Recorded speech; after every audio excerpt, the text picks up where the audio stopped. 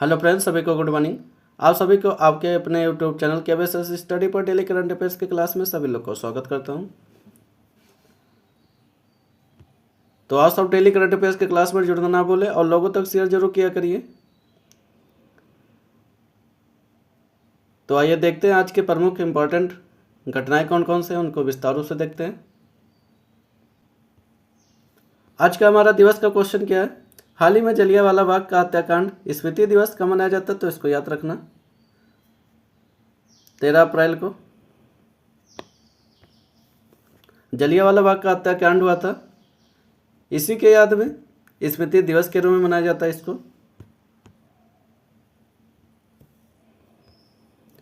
13 अप्रैल 1919 को यह घटना हुई थी, तो इसको याद रखना, बैसाखी का दिन था। पंजाब अमृतसर में यह घटना हुआ था, तो इसको याद रखना, पूछा जा सकता है। अब हम लोग अप्रैल के इंपॉर्टेंट डेट देख लेते हैं, कौन कौन से इंपॉर्टेंट डेट है।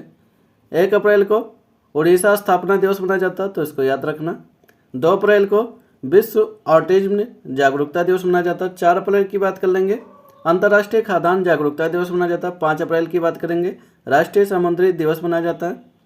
7 अप्रैल की बात करेंगे, विश्व स्वास्थ्य दिवस मनाया जाता है। 10 अप्रैल की बात कर लेते हैं, विश्व होम्योपैथ दिवस के रूप में मनाया जाता है।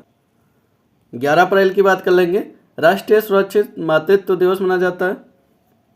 13 अप्रैल की बात कर लेंगे, जलियांवाला हत्याकांड के दिवस के रूप में मनाया जाता है। 14 अप्रैल की बात कर लेते हैं, आज का दिन हमारा अम्बेडकर जयंती का दिन है, तो इनको याद रखना। ये प्रमुख इंपॉर्टेंट डेज है जिनको हम कवर कर चुके हैं।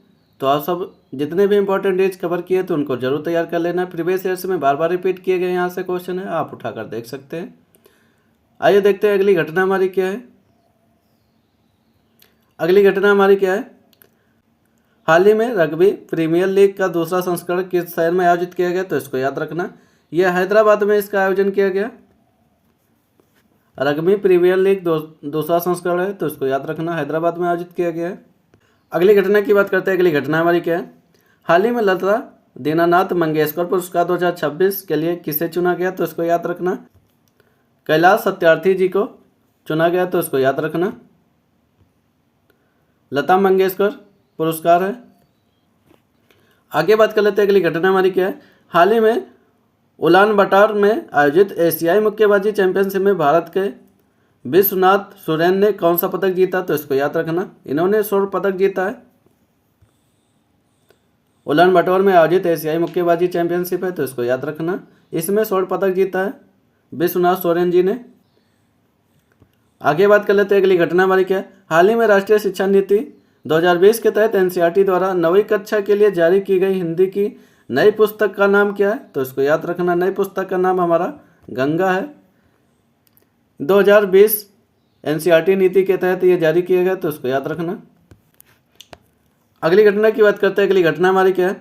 हाल ही में 9वां हिंद महासागर सम्मेलन निम्न में से किस देश में आयोजित किया गया? तो इसको याद रखना, ये मॉरिशस में इसका आयोजन किया गया। यह 9वां हिंद महासागर सम्मेलन है, तो इसको याद रखना। आगे बात कर लेते हैं। अगली घटना हमारी क्या है? हाल ही में भारत ने आयुष शेट्टी ने चीन के निंगवो में आयोजित बैडमिंटन एशियन चैंपियनशिप कौन सा पदक जीता? तो उसको याद रखना, रजत पदक जीते हैं।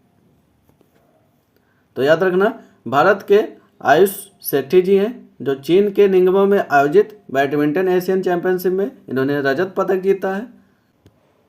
अगली घटना की बात करते हैं। अगली घटना हमारी क्या है? हाल ही में खबरों में रही हवासांग 11 GA किस देश द्वारा विकसित की गई बैलिस्टिक मिसाइल है? तो इसको याद रखना, उत्तर कोरिया द्वारा यह विकसित की गई मिसाइल है,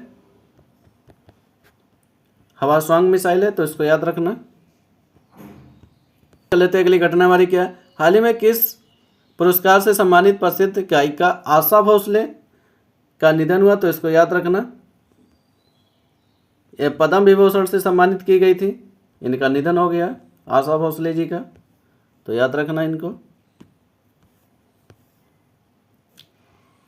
अगली घटना की बात करते हैं। अगली घटना हमारी क्या है? हाल ही में किसने वित्त मंत्रालय के व्यय विभाग में मुख्य सलाहकार का कार्यभार संभाला? तो इसको याद रखना, आनंद कुमार जी ने संभाला है, आनंद कुमार पाल जी ने संभाला, तो इसको याद रखना। आगे बात कर लेते हैं अगली घटना हमारी क्या है। हाल ही में बेल्जियम और यूरोपीय संघ में भारत का अगला राजदूत किसे नियुक्त किया गया, तो इसको याद रखना। प्रलय वर्मा को नियुक्त किया गया। बेल्जियम और यूरोपीय संघ के अगले राजदूत प्रलय वर्मा जी बन गए, तो इनको याद रखना। आगे बात कर लेते हैं अगली घटना हमारी क्या है। हाल ही में निजार अहमदी को किस देश का राष्ट्रपति नियुक्त किया गया, तो इसको याद रखना। ये इराक के राष्ट्रपति हैं निजार अहमदी जी, तो इनको याद रखना। अगली घटना की बात कर लेते हैं। हाल ही में कौन बीपीसीएल के नए अध्यक्ष और प्रबंध निदेशक बने, तो इनको याद रखना। संजय खन्ना जी बने, संजय खन्ना जी बन गए बीपीसीएल के नए अध्यक्ष और प्रबंधक के रूप में इन्हें नियुक्त किया गया, तो इसको याद रखना।